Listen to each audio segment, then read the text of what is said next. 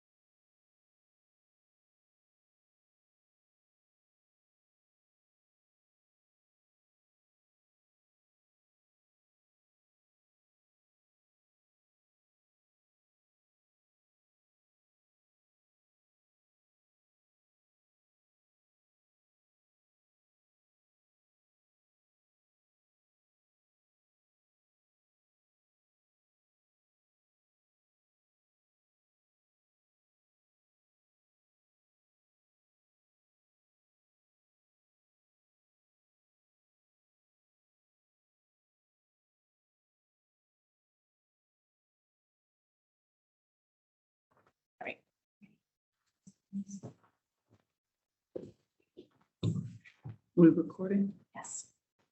Well, good morning again. And welcome everyone to today's CPC meeting. This is May 17th, 2023. And the Seattle Community Police Commission acknowledges that we are on the traditional land of the Coast Salish people, including the Muckleshoot, Suquamish, and Duwamish people, past and present. And with humility, we recognize how much we benefit from living on their land and water. The Seattle Community Police Commission honors and highly esteems these tribes. We hope that this acknowledgement will encourage authentic relationships with urban Native people and all Coast Salish tribes. And now I will take attendance. Lars Erickson. Here. Good morning. Reverend Patricia Hunter is present. Suzette Dickerson, I believe is not here, has an excused absence. Lynn Wilson. Raven Nicole Tyler. Here. Good morning. Mary Ruffin. Reverend Harriet Walden. Here. Good morning. Good morning. Joel Merkel. Good morning, I'm here. Good morning. Joseph Saya. Lejea Washington. Present. Good morning. Officer Mark Mullins. Officer Mark Mullins is here. Good morning. Morning. Elena Santillan.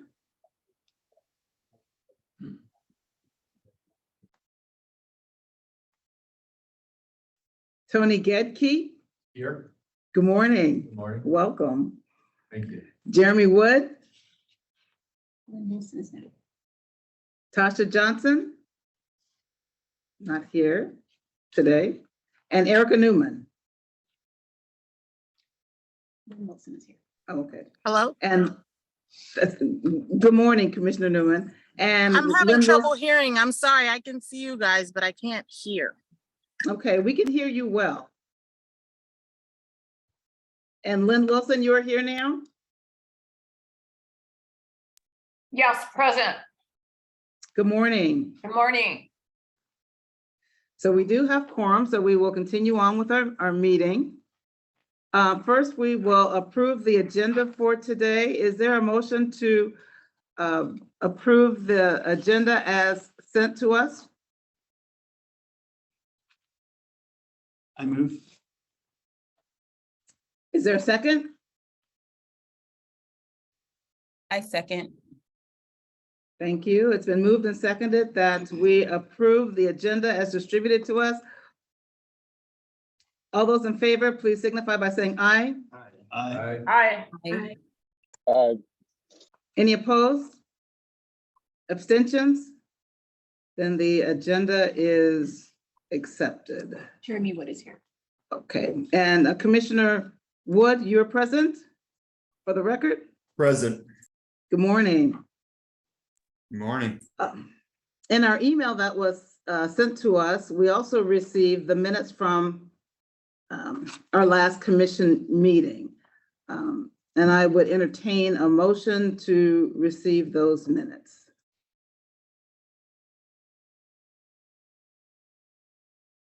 I move. Second, is there a second? I second. Thank you. Any discussion or corrections on the minutes? Hearing none. All those in favor of receiving the minutes as distributed, please signify by saying aye. Aye. Aye. Opposed, no. Abstentions, then the minutes are approved. Okay, for our first item on our agenda, we would like to welcome our newest CPC commissioner. And we give a big welcome to Lieutenant Anthony Gatkey. Yes. Yes, representing the Seattle Police Management Association.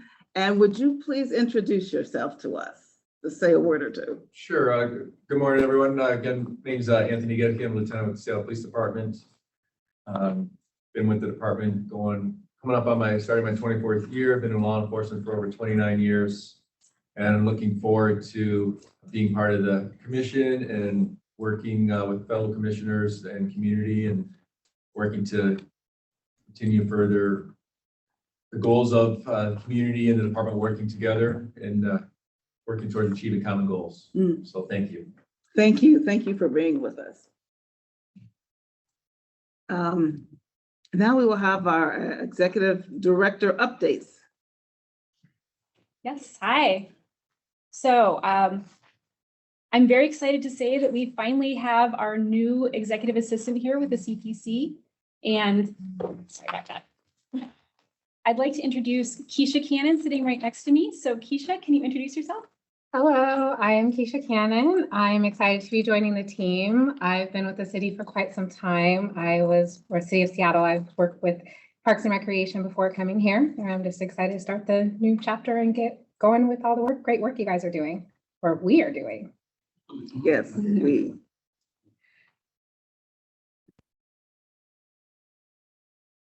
Work group updates. Community engagement. Commissioner Santillan, if you're with us yet? No, okay. Police practices, Lejay Washington, Commissioner Washington. I'm going to ask if anyone else from our group would like to give an update. If not, I can.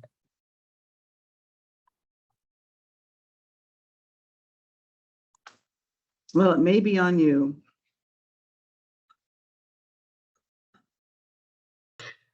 Okay.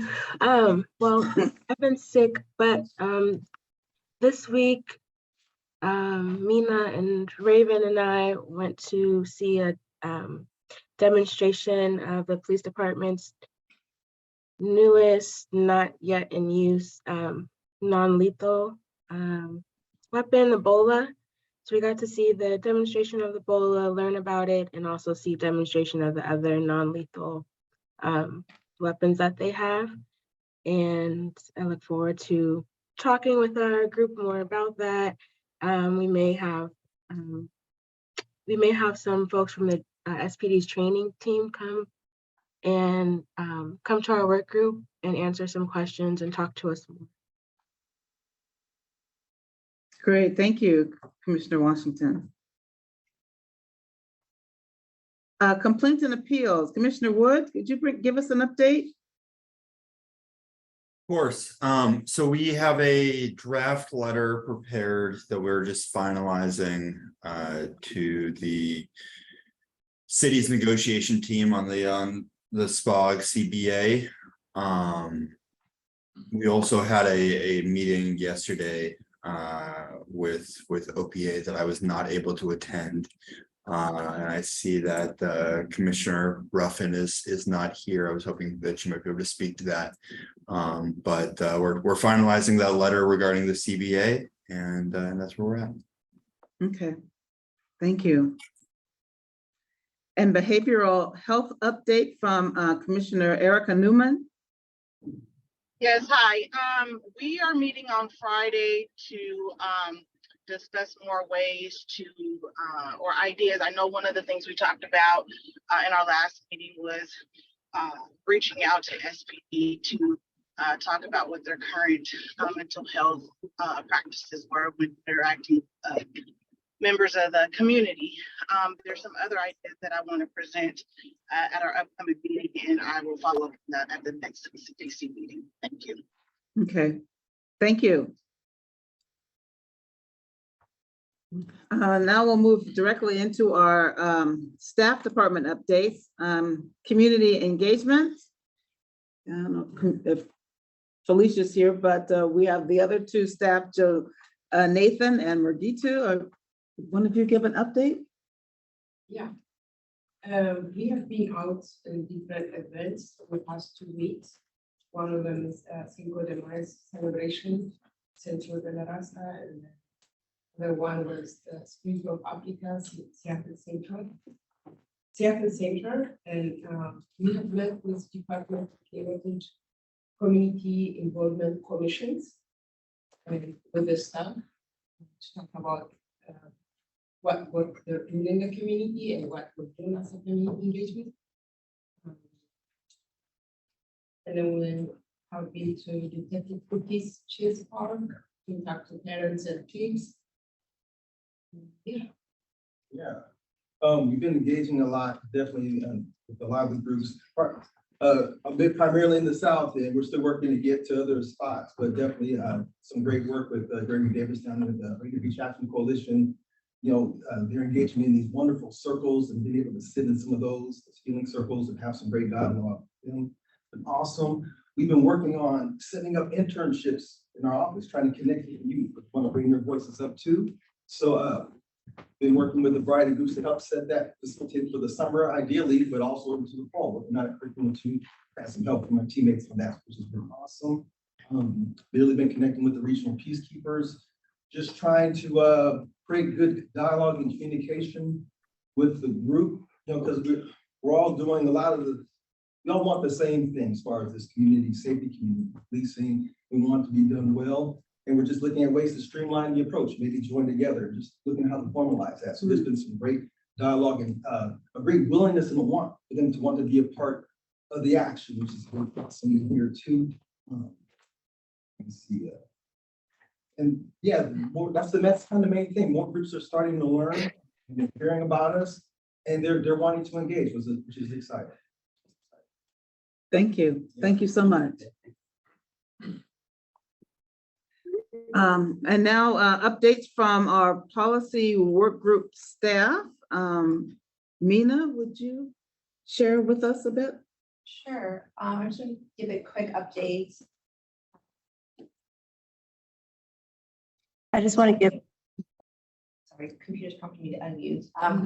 I just want to give a quick update on the Affected Persons Program work group. So the CPC is a participant in the Affected Persons Program work group, which was created by way of council budget action, and it seeks to assess the need for a program that provides emotional and practical support services to folks impacted by incidents under investigation by the Office of Police Accountability. That includes complainants, loved ones, and family members. And The work group was originally led by the Office of Police Accountability, as outlined in the council budget action, and that leadership role was recently transitioned over to City Council. We look forward to continue to do this work, doing this important work with all the stakeholders and to addressing community concerns. And we had our first meeting with the committee last month. If you have any questions about this work group, please feel free to contact me. Thank you. Thank you, Mina. Want to acknowledge that Commissioner Mary Ruffin is now with us. Thank you. Morning. And good morning. And our legislative update from our interim executive director, Director Ellis. Well, I thought I might have something to say, but it turns out I don't, because the special session of the legislature was very quick. It happened yesterday and now it is over. So I will encourage you again to get involved with the CPC as we do work over the summer between sessions to advance some of the bills that did not go forward in the 2023 legislative session and get them moving in the 2024 session. Okay, thank you. Thank you, Colin. May I ask a question? Sure. I'd like to ask the executive director to just, I mean, you highlighted in the ordinance about, about meetings. I mean, to highlight that piece that was in the ordinance that you highlighted in. Yes. Sure. Yeah. So one of the things that I wanted to encourage everyone who's watching this and here and all commissioners to go to is our website, which has quite a bit of information about the ordinance itself. The ordinance is what governs our work. We really are not intending to do anything outside of the ordinance, but we want to make sure that we as the commission can fulfill all the requirements in the ordinance, which include having public meetings like this. So please look at the series of educational web videos that we produce. They're available on our website, they're available on our Twitter feed, and they really talk about multiple components of the ordinance that we are trying to achieve through the work that we do. Thank you.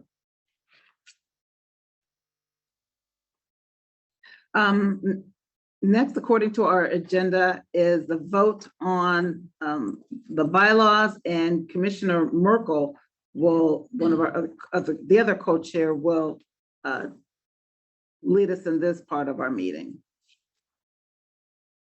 Thank you and good morning. As you recall, at the last the meeting on May 3rd, we had a discussion and a vote on proposed changes to our bylaws.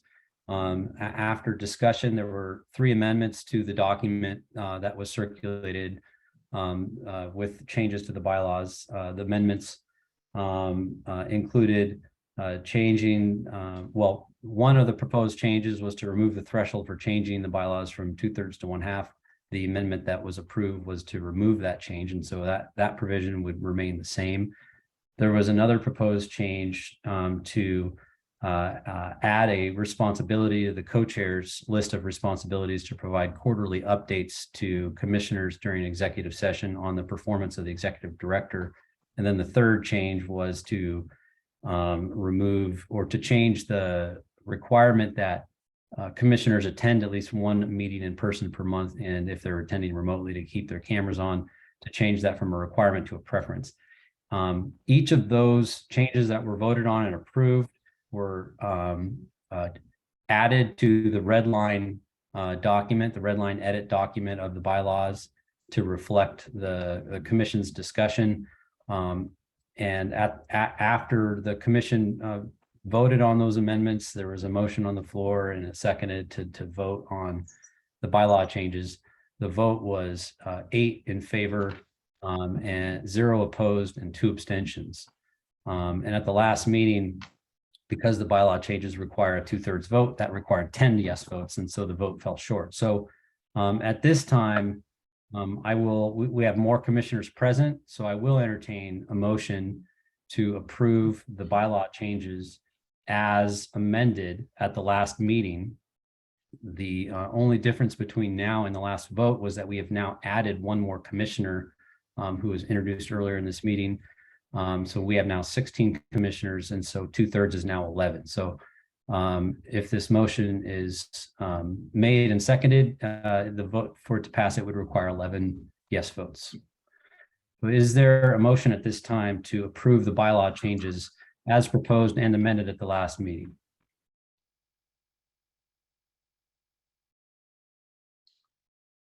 I move. There's a motion. Is there a second? Second on that. Thank you. There's been a second. Is there any discussion?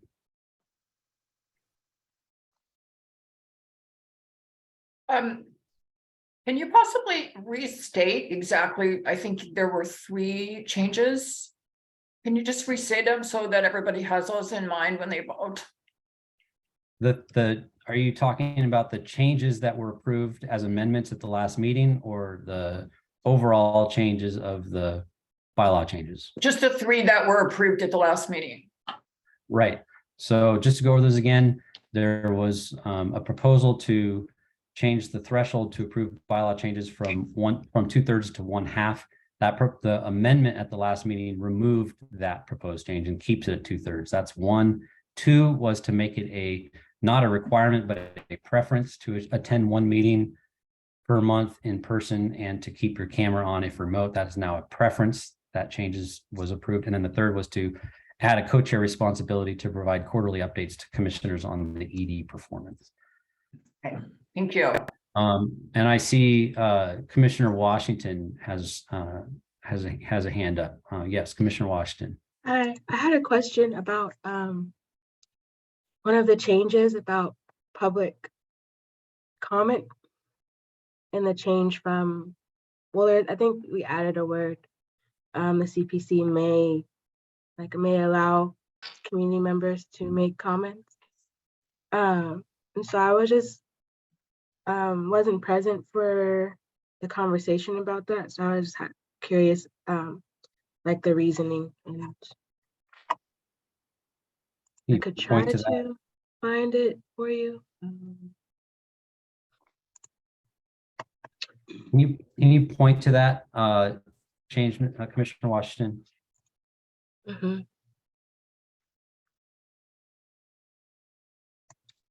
Let's see.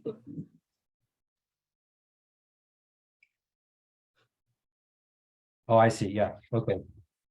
So this proposed change, it adds a word may accept public comment.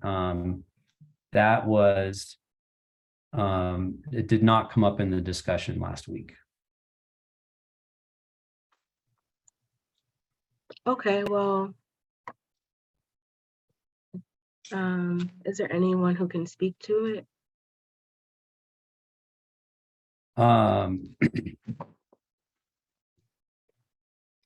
Well, my understanding of that proposed change, I might have to ask Gary Smith, our attorney, to help out with a little bit here, but my understanding is, given the structure of the commission, that public comment was always permissive, not a requirement. And this change just helps clarify what the status of the obligations on the CPC is. I can just add, Joel, that's right. There is no requirement for oral public comment, to receive oral public comment. There is always the opportunity for written public comment that is provided at every meeting, and when the written public comment is submitted, then it is circulated to all commissioners. But you're correct, the oral public comment is discretionary.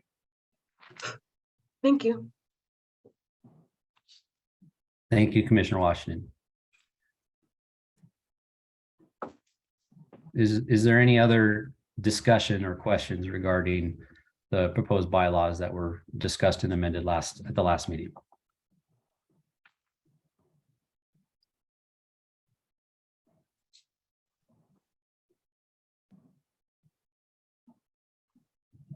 Well, seeing none, I think we are ready to go back into a vote. This will be another roll call vote.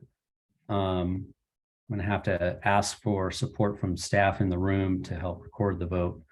I'm going to go ahead and call on folks I see on Zoom, and then I'll go into folks that I understand are in the room.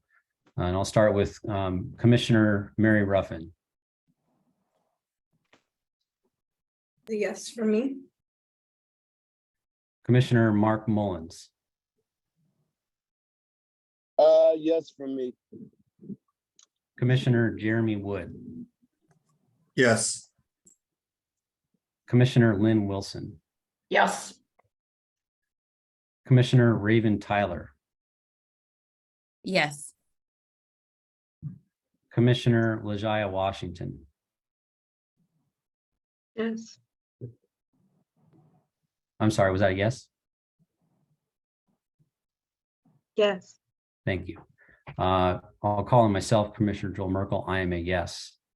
Don't think I've missed any commissioners on Zoom. I'll go to commissioners in the room. Commissioner Reverend Hunter, Yes. Commissioner Reverend Walden, Yes. Commissioner Erickson, Yes. Commissioner Gadke. Yes. Have I missed any commissioners that are present today? Erica Newman was present at one time. I don't see Commissioner Newman at this time. If I can ask staff for what the vote was, I believe it was 11 yeses. Is that correct? Correct. Okay, well, with 11 yeses, that vote carries. 11 is 2/3 of our current membership of 16. So with that, the bylaw changes that were circulated last night that included the changes approved at the last meeting are now approved and are the bylaws of Community Police Commission. And I do want to thank everyone for taking the time to read the proposed changes, to think about the bylaws, to think about the CPC. For those of you that showed up to the work group meetings and spent time contributing to the discussion in the last couple of weeks. Thank you. I really appreciate it. I'm going to go ahead and turn it back over to Reverend Hunter. Thank you, Commissioner Merkel. And I just, again, want to thank you for the enormous amount of work that you put into the bylaws and reading them and changing them, and the meetings that you organized and helped the staff with current staff that we have. So thank you for your work. Appreciate it. Appreciate it. We are running ahead of schedule, and I don't know if Director Rogoff is available. I don't see him on the agenda yet. So we will pause the meeting for a while until we will waiting for Director Roger Rogoff, the Director for the Office of Independent Investigation. He will give our next presentation, and we will wait for his arrival. Hopefully it will be shortly, and then that will be the last presentation for today. So we will pause the meeting for just a moment.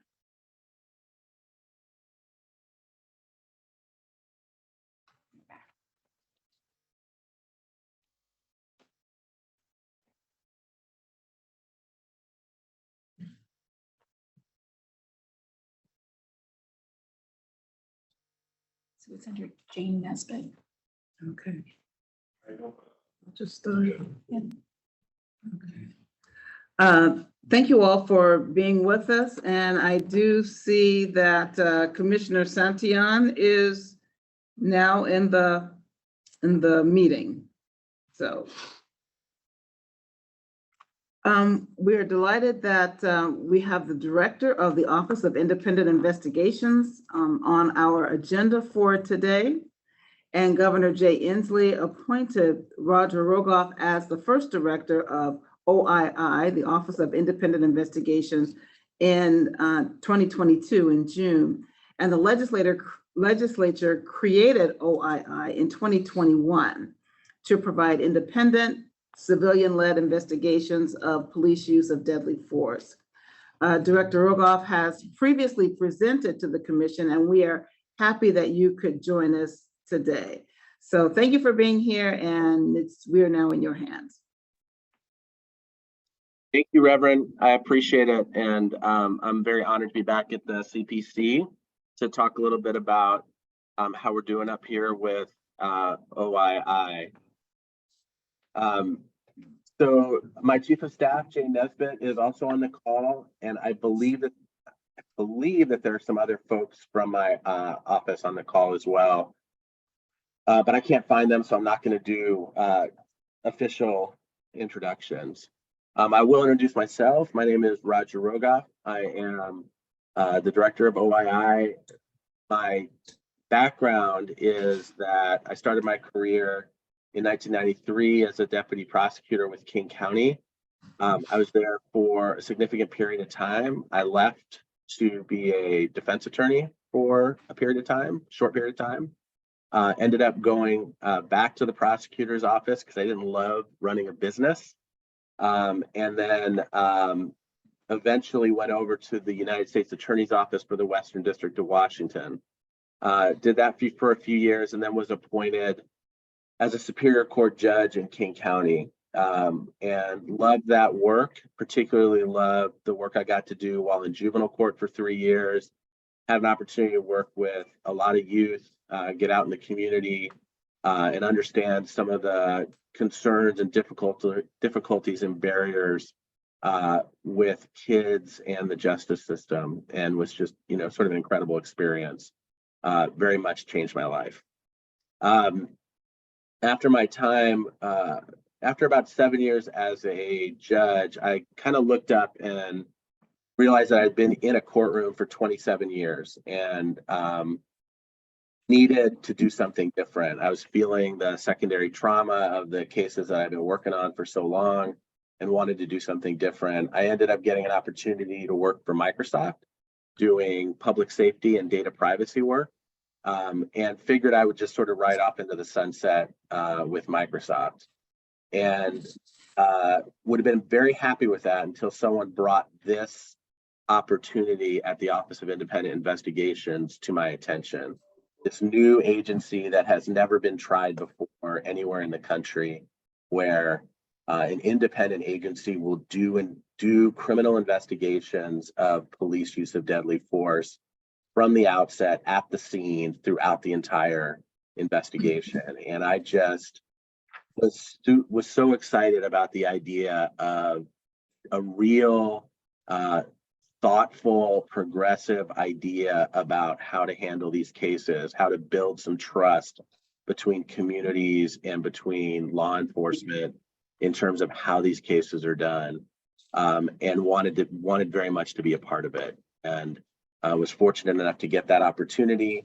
And I can't tell you how important I think it is that this agency succeed, that it is critical if we want these cases to be looked at with credibility in the communities where they happen, and with trust with the law enforcement agencies who are involved. If we can make this happen, I think it has the potential, the opportunity to make real change within this criminal legal system much more broadly. And maybe I'm a little Pollyanna and a little optimistic, but I truly think that if you can make the change here in this incredibly hard part of the system, that you can make the change everywhere. And so that's what we're trying to do. We're authorized to conduct criminal investigations for police use of deadly force statewide. We are required to be independent. We're required to conduct thorough, effective, competent, unbiased investigations, and that it should be done through an anti-racist lens. I'm often asked, hey, Roger, what does that mean when you say an anti-racist lens? Does that just mean you're going to be doing some anti-racism training and calling it good? And the answer to that, as we build this organization from the ground up, is no. Our hope and our job and the intent of the legislature is that we build this organization with that grounding from its inception. And we've started that process. I think since we talked to you the first time, Reverend, we have had not only anti-racism training, history of bias in police training, the history of policing in general training, but we've also begun brave and courageous discussions amongst our staff in terms of how are we going to ground this agency? How are we going to ensure that decisions we make in policy, in training, in investigative decisions, how do we ensure that the bias that everyone holds does not become part of this investigation, does not affect those investigations? And though that mindfulness and that discussion from day one is going to be a major part of this agency. The statute says that it only changes who investigates the incident. It does not change the nature of the investigation. And I always think about that language in the statute and think about that as a little bit naive. Who investigates an incident changes the way the investigation occurs. It may not change the mechanics of what a criminal investigation looks like.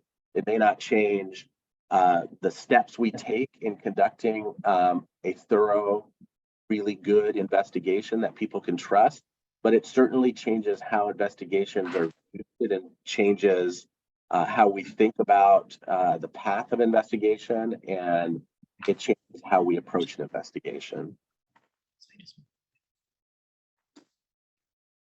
Jane, you got the next one?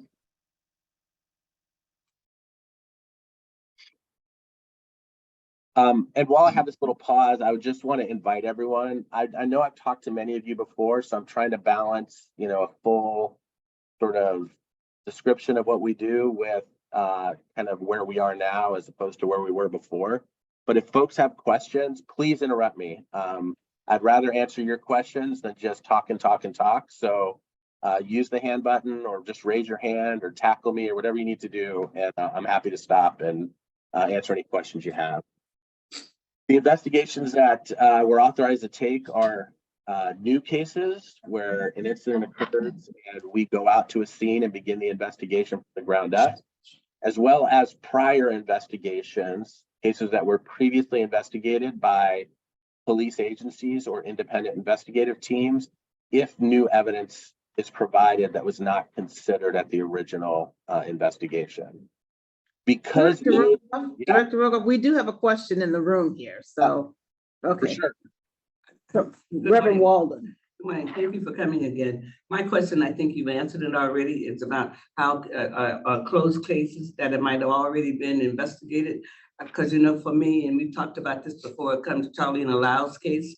That's the one that and we had the inquest on that.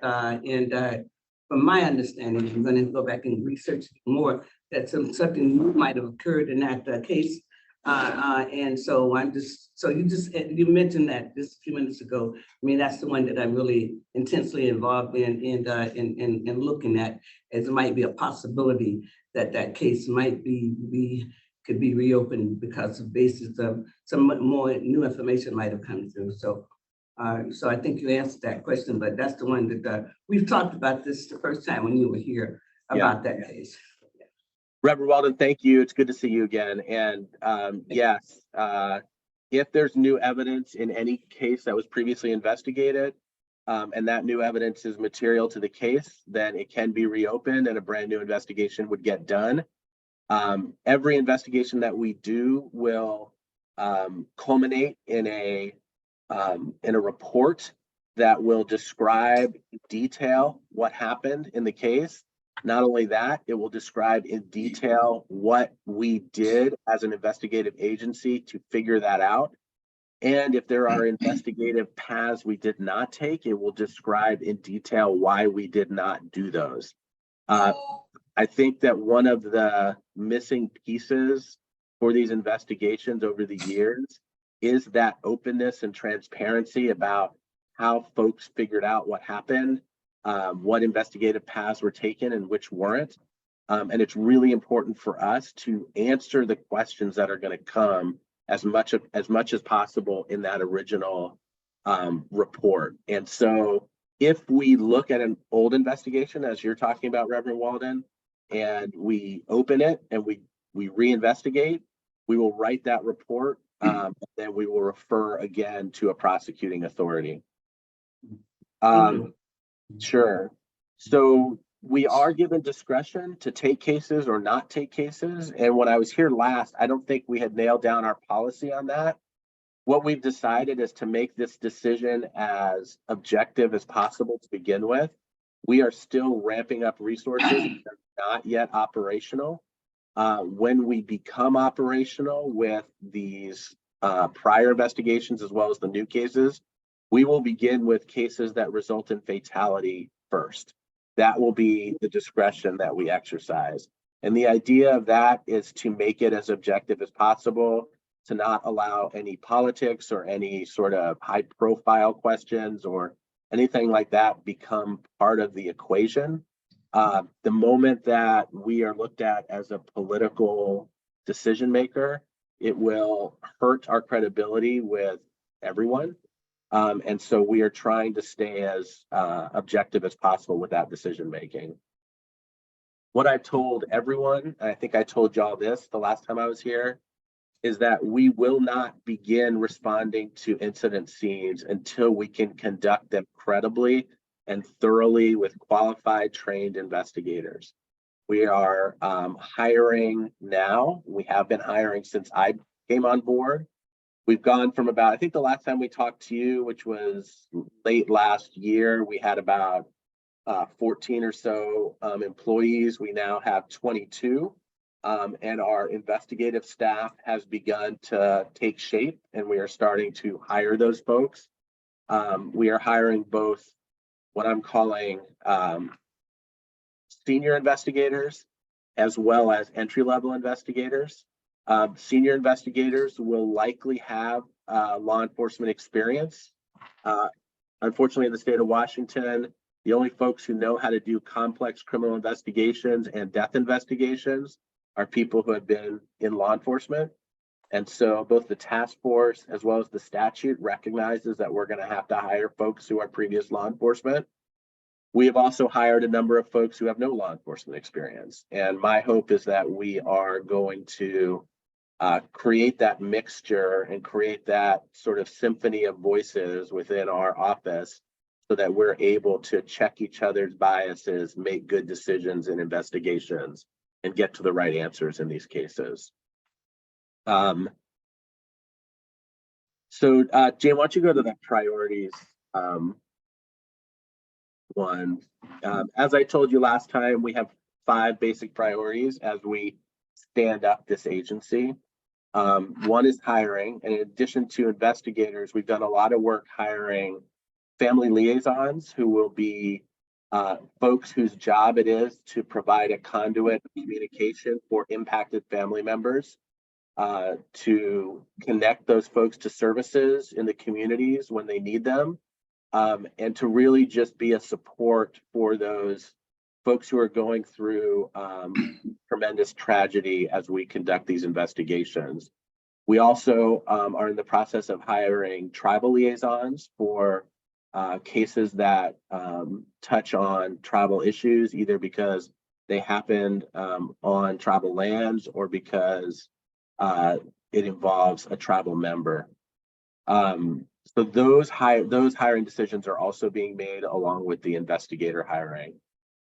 We are also working on our training.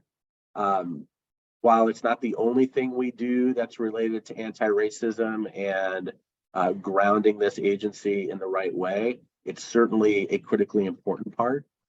We have a training coordinator who has worked with both folks in law enforcement and outside of law enforcement to put together a well-rounded training program, both for our senior investigators and also for our entry-level investigators. They will go through training that ensures that they know how to do these investigations in the correct way, that when they get into court to testify about a case, if one is prosecuted, that they have credibility with the court, they have credibility with juries, and they have credibility with the law enforcement agencies who are involved. We also, of course, are including anti-bias, anti-racism training with regard to that program as well. The next priority that we have worked on since we began and are making progress with is our policies and procedures. We are in the process of working with the Office of Equity here at the state, here in Olympia, to ensure that we have a pair plan in place, and to ensure that we have folks from the community who are checking us with our policies and procedures, and ensuring that we are thinking about it in terms of equity and anti-racism, as well as making sure that they are effective policies that ensure we do great investigations. Those policies and procedures are a continuing line of work with our leadership team, and we have begun posting completed policies on our website. Our website is now open, which wasn't true the last time we came and talked to you. You can check us out. It's not as robust as it will be once we start doing cases, but we're getting there. And once that website is up and running, once we begin operations, there will be information about those investigations posted on the website. Once we are ready to release, for instance, body-worn video, that will likely be available on the website. And so those websites will be a conduit of information for the public and for law enforcement and for anyone else who wants to see what we're up to. And then, of course, the fourth priority is outreach. And frankly, when I came on, having just sort of been the type of person who has always sort of just done the work, been on the front lines, been working, with people every day during my career. The idea of outreach was new to me. And what I have found is that it has been the single most important thing we've done since we started, that going out and talking to the Spokane Campaign Against Racism, SCAR, and talking to community groups here in Western Washington, talking to law enforcement groups, including the independent investigative teams that currently do this work. That mixture of outreach has been incredibly important to us in creating our policies, in understanding where the gaps are, where the concerns are, what we can and can't do. And I've just enjoyed it so much. And I would say that there is skepticism about our agency from everybody. That when we, for instance, meet with a civil rights firm like the Way to Justice out in Spokane, and they have 1,000 questions about whether we're just another government agency who's not going to change anything. That those conversations are hard, but unbelievably satisfying by the end. And similarly, when we sit with law enforcement agencies who are skeptical about our ability to do this work effectively, that it starts out with skepticism and ends up being incredibly productive. So that outreach has been terrific. And then, of course, the part that everyone forgets and that doesn't seem very sexy or exciting is the creation of infrastructure. If you're going to create a new agency, a new thing that is going to do important work, it needs to have all of the support that every agency within the state of Washington has. A case management system, a computer system. We're going to have 6 regional offices across the state. Each one needs to be outfitted with the tools that investigators need to do the work that they need to do. We need a central evidence facility to keep the evidence that we collect during these investigations. All of those things and about 1,000 more are things we don't think about because they exist when we go into a job in an agency that already exists or already works. But when you're building one from the ground up, they are critically important. The last thing I wanted to talk about, Reverend, was because of your organization, I wanted to talk about the consent decree briefly. When we were here last, we weren't sure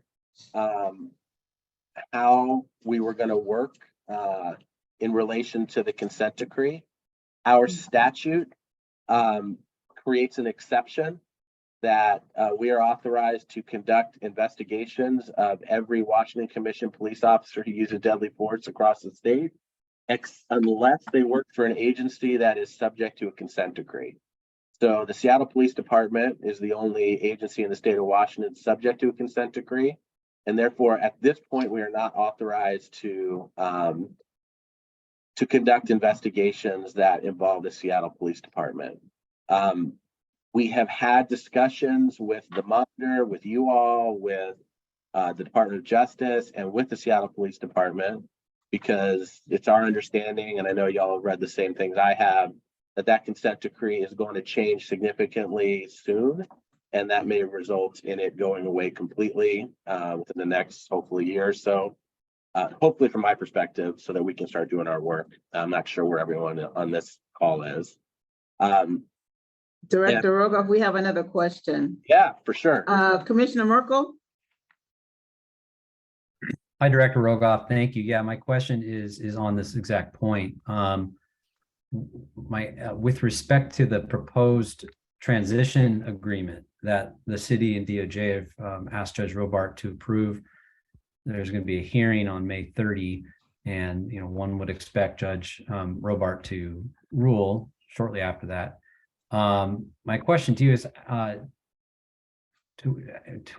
based on, if the transition agreement is approved as proposed, how does that impact your jurisdiction? And is it essentially that the consent decree has to be completely gone before your agency has the jurisdiction to investigate SPD? My position is that the parts of the consent decree that deal with police accountability in terms of the investigation of use of deadly force has to be gone. And the current transition, it's not 100% clear that it is. There's still reference to the requirement that FIT do their admin investigations, and the way that their bylaws are set, or their policies are set up, they do their admin investigation and then decide whether or not there's a criminal investigation to be had.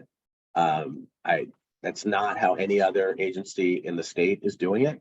But that is how it's currently set up. We have specifically reached out to Dr. Oftelli, and we specifically reached out to the Department of Justice. And one of the reasons we're reaching out to you and talking to you all today is the same reason.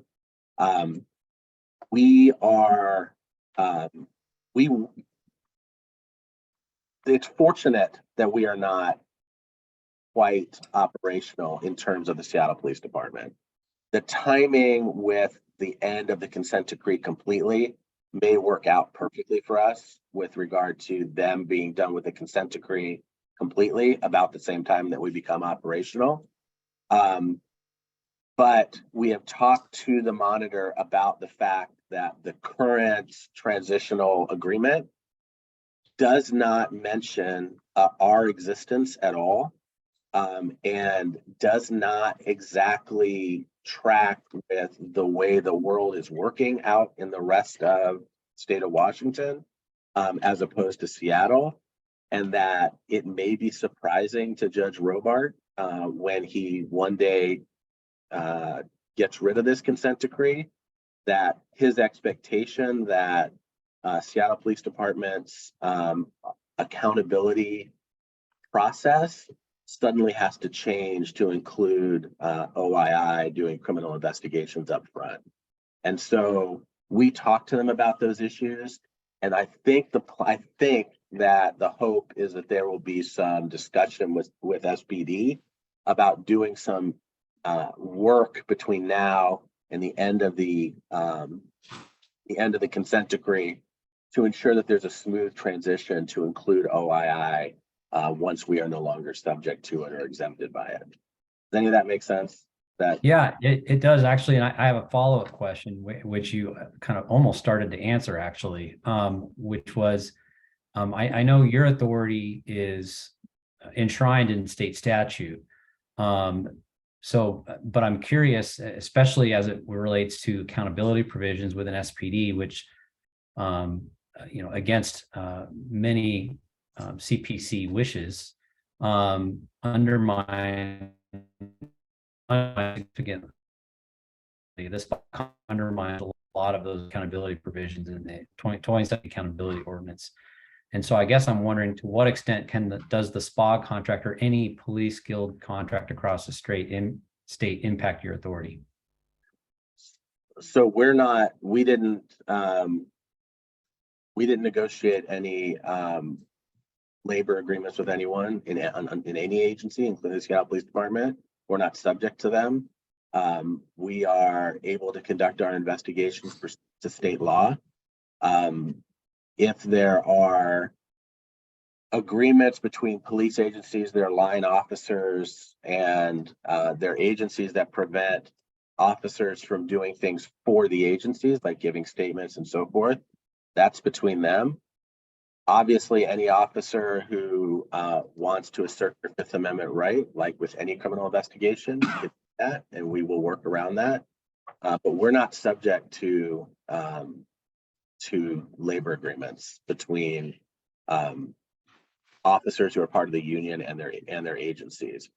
The only thing that prevents us right now working on Seattle Police Department cases is the existence of that language in RCW 10.114.010, which says we're authorized, you have to call an independent investigative team unless you are subject to a consent decree or other agreement with the federal government. That's it. Thank you. Thank you. We have another question. Commissioner Wilson? Thank you so much, Mr. Rogoff, for meeting with us today. So just a follow-up question on the consent decree and the scope of it. So how does that work going forward? So say Judge Robart lifts it this summer, and would then you have jurisdiction over Seattle cases just going forward from that date? Or, as Reverend Walden pointed out, there are some issues surrounding past incidents of use of deadly force during the time of the consent decree. So what would your interpretation be? Would it also apply to the past cases, or is it just going forward? So Commissioner Wilson, every time that I do any kind of outreach, I always say that someone asked a question I've never heard before, even though I've talked to like 80 groups already, that there's always a question that comes out that I have not heard before. This is an example of it. It's a great question, and we haven't considered it. My initial first blush instinct is that the language in the statute that prevents us from working on consent decree cases has to do with our ability to investigate. And so I think that we would be able to do investigations that were previously done while under a consent decree. I think that would be something that we probably would be able to do, but I'd have to look into it to make sure. I appreciate the question, and now I'm going to force folks on my team to do some extra legal work, so thank you.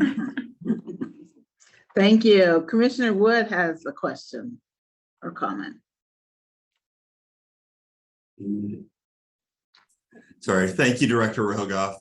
I'm still getting used to not calling you Judge Rogoff. You had mentioned seconds, Commissioner. Sure. You had mentioned your capacity to investigate prior cases based on new evidence. Along with Commissioner Ruffin, I chair our complaint appeals process, and we've been concerned about our own local OPA processes, unavailability for complainants to submit new evidence or argument to reopen investigations. So I just wanted to hear a little bit more about the intended process in that vein. Is it equally available to the officer and the affected persons to provide that new evidence to reopen an investigation? Are there any limitations to that? Yeah, so there aren't any limitations. In fact, we've already written our policies and are ready to publish them when we make this announcement that we're opening this part of our work. So you'll see those policies very soon, but I can give you the basic idea. Anyone can submit a case for reinvestigation, and they can do it in any number of ways. We are trying to make the barriers to make that request as low as possible. So you can do it via our website, you can do it in writing, you can probably just make a phone call if you can find our phone number. We just need to hear from the submitter that they believe there is new evidence that would have an impact on the case. And so we have to have some indication that there's something new. That's stage one. If we get that submission and there is an indication that there's new evidence, we will then do a preliminary review to make sure that there actually is new evidence. So we will pull all the investigative files from the involved agency as well as the investigating agency, the original investigating agency, and we'll also pull all files from the prosecutor's office that reviewed the case. And we will look at the proposed new evidence. If we need to go out and find that actual evidence instead of it just being alleged, we'll do that. And then we will determine whether or not that new evidence actually was not considered during the original investigation. If that is true, and if it's material, then we will open the new investigation. And that will mean going back to square one, re-interviewing whoever we need to re-interview, looking at whatever old evidence needs to be looked at again. If there's additional evidence that needs to be submitted to a lab that wasn't done before, we will do that. And then, of course, we will incorporate whatever the new evidence is that was provided and follow whatever investigative path that opens up for us and complete the investigation.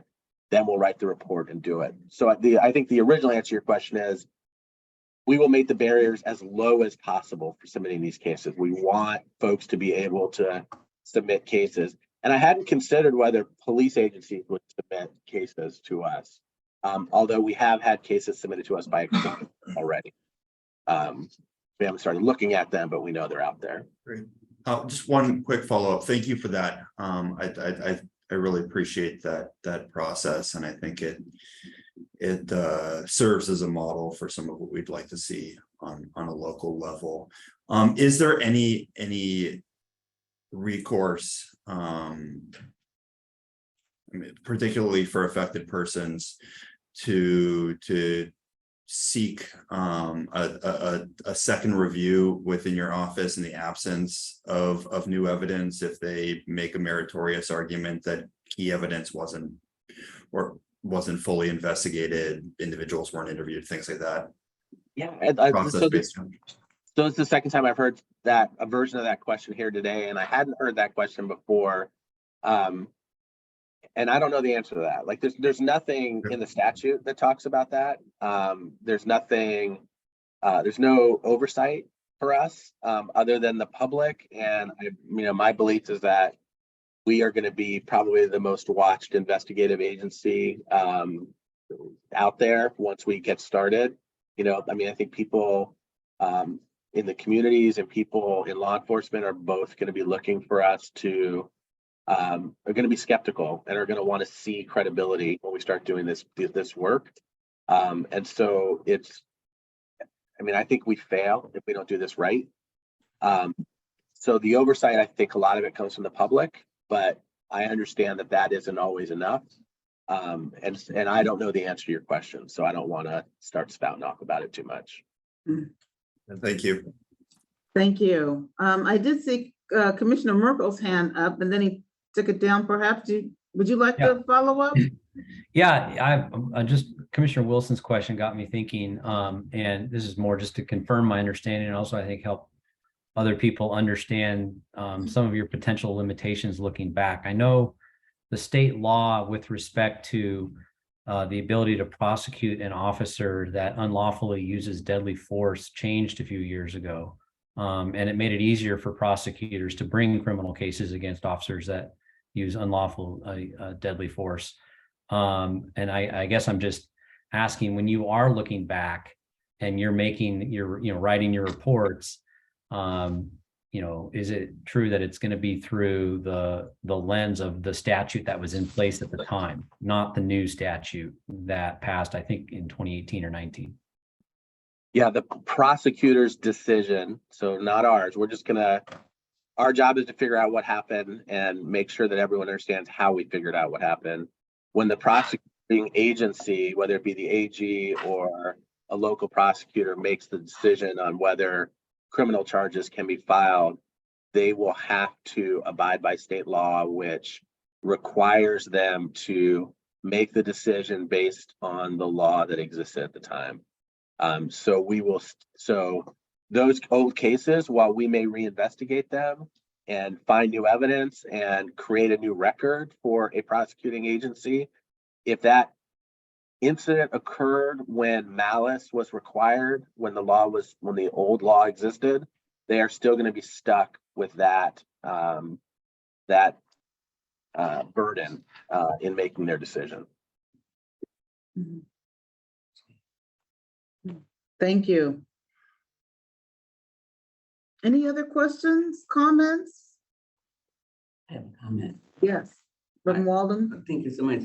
My comment about this office is I think it's a possibility of a game changer in the state of Washington. I said that before. I mean, to be able to have these investigated at that level. I'm just really, I'll take my hat off as a commissioner and speak for Mothers for Police Accountability, that we are just, I think it has such large ramifications for the state of Washington and the victims and the families who are suffering from unlawful harm by police officers. So we are delighted that the governor and that you were appointed for this position to take this forward.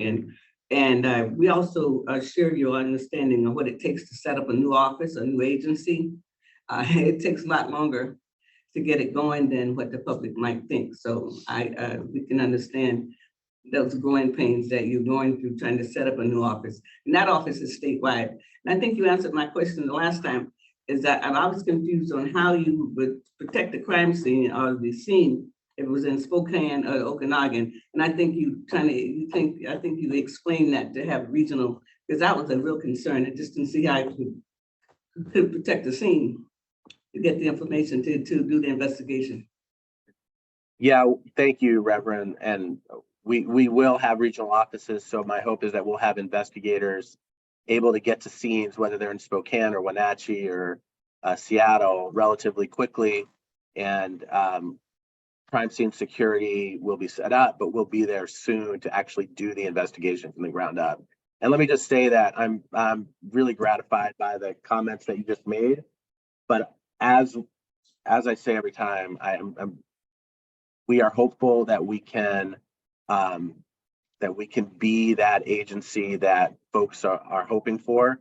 And while your comments make me feel so good, like you've made my day now, they also terrify me, because we want to do this right, and I know that it will motivate both me and the other members of my team to make sure that we live up to that. So thank you.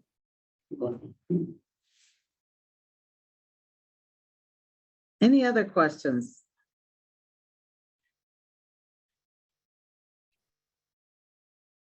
Any closing comments, Director Rogoff? No, I just want to thank this group. This is the second time I've met with the CPC, and y'all have been just terrific partners in helping us get the word out and allowing us to describe what we do. And you all do incredible work in this area as well. And hopefully we can sort of go from there and make it even better and really make a difference in this area. So thank you all so much. Oh, you're very welcome. We do appreciate you and your staff and your office and the work that you will be doing in the state and making a difference. So thank you so much for putting us on your schedule for today. Of course. And that ends our meeting for today. The meeting is adjourned. Thank you for coming.